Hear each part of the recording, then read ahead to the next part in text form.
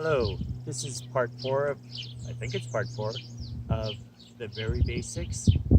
And this part will deal with what you do next once you've got your hive home. When I've shipped them to you, they'll have a screen across the bottom and a screen across the top entrance. When you get them home, first thing you want to do is remove this screen after you put them in their place, their location that they're going to be. The bottom screen, you might want to wait till the next morning when things have cooled down, or if you have a smoker, you can probably smoke it and remove the staples and open up the bottom screen. First thing you want to do this time of year, being mid-May, is put the entrance reducer in. They were shipped without an entrance reducer in, but you want to reduce their entrance size so that there's not robbing from other hives and they can keep it a little warmer. So a lot of you have asked when to give a second super, or a honey super, or a brood chamber.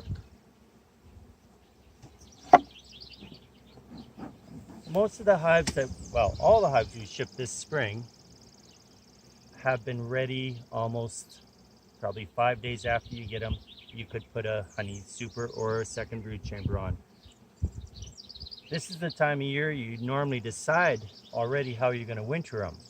If you're going to winter them in 2 brood chambers, you would put a brood chamber on, typically about 5 days after you've opened them up, after you've received them.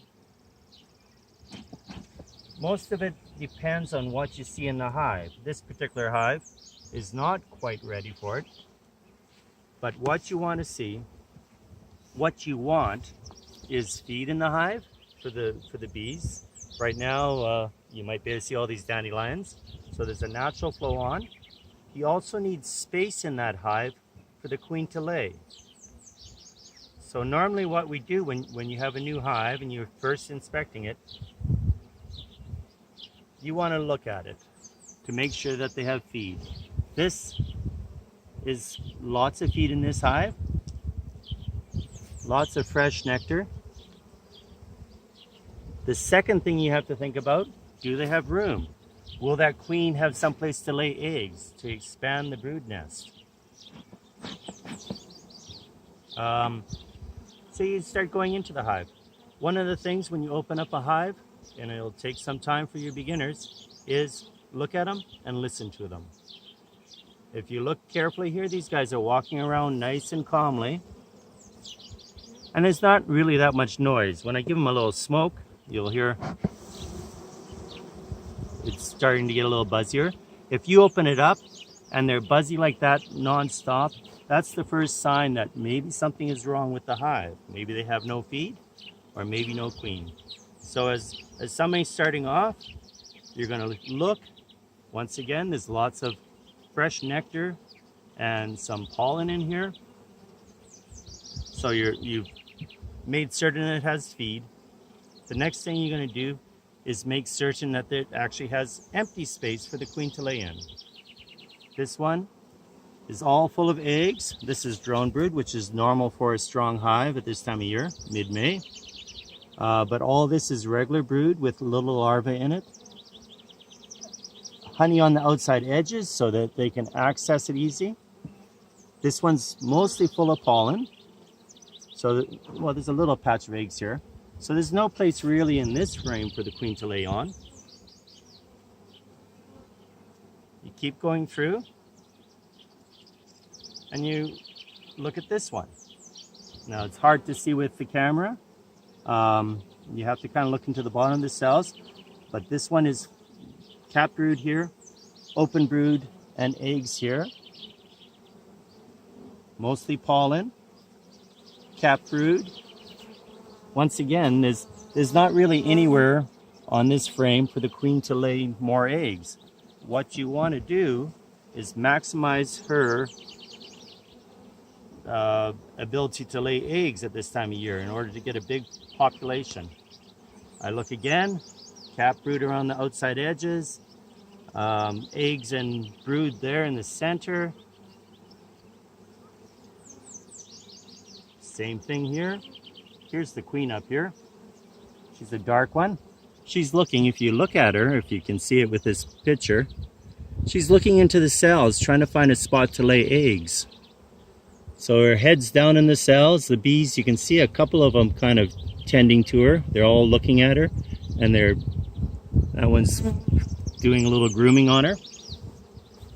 So you carefully put that one back in.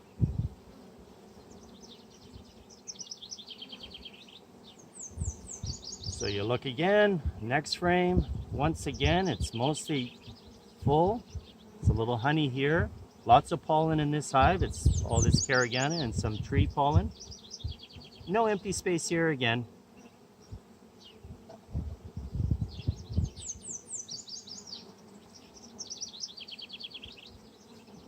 Cat brood. Totally cat brood. This hive has a lot of cat brood.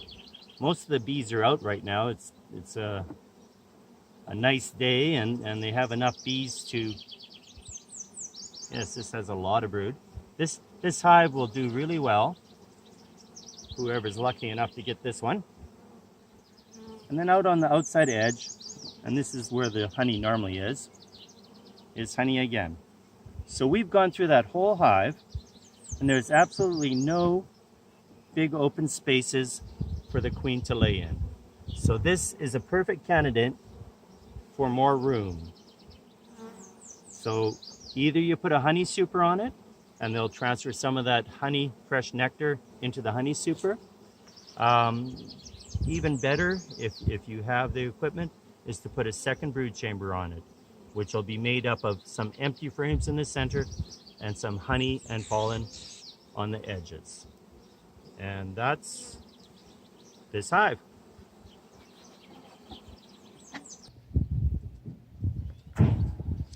So the hive we just looked at was out of room.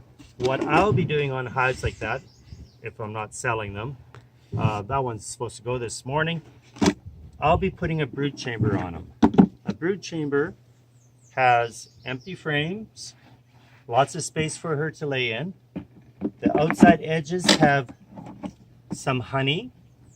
So basically, I would just place this directly on top of that hive that you have there. The queen will move into here, clean up, well, the bees will clean up a lot of the things, like there's dead bees in here from the previous hive, died during the winter.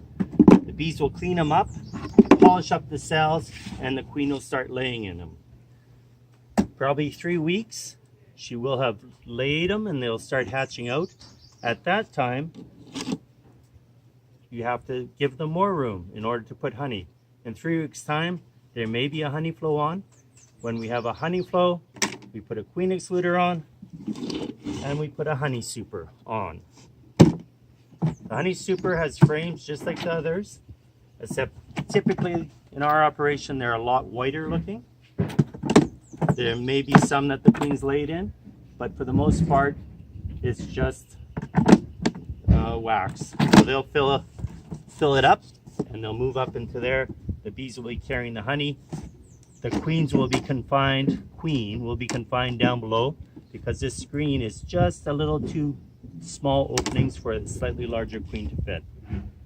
So then they fill this up, and we continue to add honey supers as they fill it out.